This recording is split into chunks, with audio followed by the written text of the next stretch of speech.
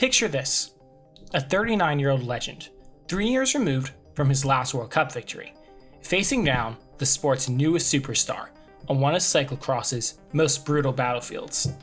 On one side, Sven Nys, the greatest cyclocross rider of all time, hunting his 50th World Cup win in what everyone knew would be his final season.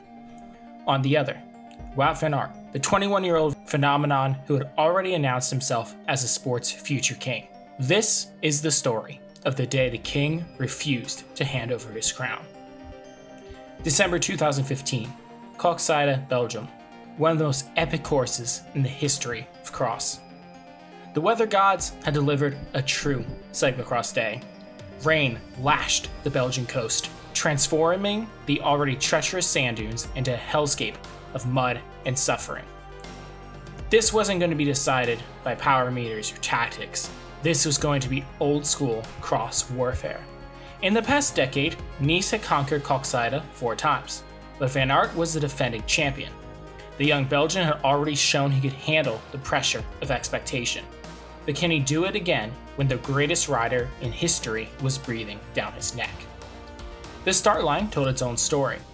Nys positioned on the far left, Van Aert just 2 spots down.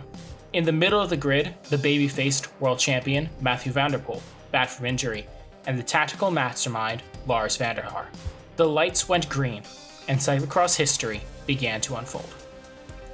The run to the first turn is deceptively long, giving the field time to sort itself before hitting the technical sections. Wout, with the confidence of youth and defending champion status, hit the front early. Van der Poel tucked in right behind, the 2 young superstars immediately asserting themselves. But as the field spread out over the opening kilometers, a troubling sight developed for Belgian fans. Sven Nys was nowhere near the front. The man who had made Koksijde his personal playground was sitting outside the top 10, looking every bit his 39 years in the early going. The course immediately began to exact its toll. The first sand dune section, that iconic Koksijde feature that separates pretenders from contenders, started the natural selection process. Van der Poel, with his explosive acceleration and technical precision, opened the first significant gap of the day.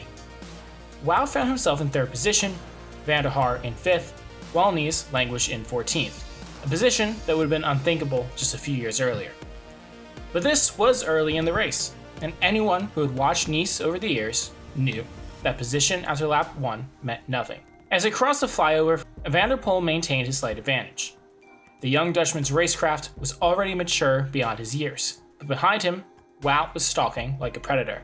By the end of lap 1, 5 riders had established themselves at the front. 10 seconds behind, a larger group was forming, and crucially, Sven Nys was now in the top 10. The race was just beginning. It was Van der Poel who lit the fuse through the dunes, with only Van der Haar able to immediately respond. But then, something happened. On the brightest neon bike in the field, a color choice that seemed almost deliberately designed to announce his presence, Sven Nys began his resurrection. The second group was moving up, and at its head was the master himself. The run-up sections on this course are where the race is often decided. The steep sandy climbs reward technique, power, and most importantly, positioning. Van der Haar made a crucial error here, choosing a poor line that allowed Van der Poel to slip away and open a gap.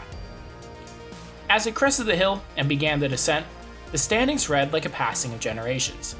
Van der Poel leading, Wout second, Van der Haar third, and in 4th position, Nys. The rain continued to beat down mercilessly. With each lap, the mud became thicker, grippier, more treacherous. The course offered no respite, except for a few hundred meters of pavement on the start-finish straight. A brief moment of relief before plunging back into hell. As they crossed to start lap 3 with 6 laps remaining, the race had crystallized around its key protagonists. Through the muddy chaos, Nys made his move. The 39-year-old began to pick up the chase after the leaders, with a focus and determination. Every passage through the sand sections created small gaps that required immediate responses. Every rider already looked like they'd been through hell, but none more so than the man on the neon bike who was systematically moving through the field. Nys had locked into 2nd place behind Wout, with Van der Poel now in a slipstream. Through the next sandy run-up, the Masters class was on full display. Nys gapped Van der Poel with an acceleration that defied his age, creating daylight between himself and the world champion. The crowd's roar was audible, even over the howling wind and rain. Now the race had its perfect narrative. Van Aert leading, Nys in second, Van der Poel in third, each separated by precious seconds.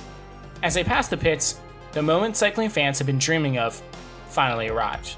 Nys and Van Aert together at the front of the race. The strongest Belgian cross rider of yesterday versus the strongest Belgian cross rider of today. This was more than a race. It's a battle of age and youth, experience and power, the wisdom of 1,000 battles versus the fearless confidence of a new star. With 5 laps to go, the Belgians had opened an 11-second gap over everyone else. The succession battle had become a war. For the next few laps, Van Aert and Nys traded blows like heavyweight boxers in the championship rounds. The 21-year-old would surge through a technical section, opening a gap through power. The 39-year-old would respond with perfectly timed acceleration, using decades of racecraft to neutralize every attack. During the 4th and 5th laps, Van Aert put relentless pressure on Nys, but the veteran was always able to close the small gaps. Every time it looked like youth might triumph, experience found an answer. Every time it seemed like Nys was finally showing his age, another perfectly executed move would bring him back to Van Aert's wheel. Midway through their epic duel, the sun began to break through the clouds, creating an ethereal atmosphere over the Belgian coast. On the 6th lap of the race, cycling gods delivered the plot twist that great races require. Disaster struck Van Aert in the form of a puncture. The young champion hit the pits with desperate urgency, his mechanics executing a bike swap with F1 level precision. But in cyclocross, even the fastest pit stop cost seconds, and Van Aert emerged at least 4 to 5 seconds behind Nys. This was Sven Nys' moment. At 39 years old, in his final season, with a 3-year World Cup victory drought weighing on his shoulders, he had been handed an opportunity that might never come again. Nys attacked the course with a fury that seemed to channel every victory from his legendary career. Through the run-ups, over the dunes, around the technical corners, the master was flying over terrain that has been his kingdom for over a decade. But behind him, Van Aert was mounting one of the most desperate chases in cyclocross history. The young Belgian rode sections of the course he had only run before, his bike occasionally becoming more hindrance than help on the apocalyptic terrain. All around the course, through the dunes, over the flyover, around the sweeping corners, Nys pushed with everything he had, while Van Aert chased with the desperate intensity of a young man refusing to accept defeat. With 2 laps to go, the gap was just 2 seconds. 2 seconds separating the sport's greatest champion from its newest superstar. 2 seconds between the past and future of Belgian cyclocross. The crowd at Koksijde was witnessing something special. Not just a great race, the final lap was pure theater. Van Aert rode at his absolute maximum, every pedal stroke powered by the knowledge that this might be his last chance to prevent a fairy tale ending for his legendary compatriot. Nys, meanwhile, was trying to summon that last great performance from legs that had carried him to 140 career victories. Both riders made small mistakes. The conditions were too treacherous for perfection, but none proved crucial. Each error was immediately corrected, each moment of weakness covered by sheer willpower.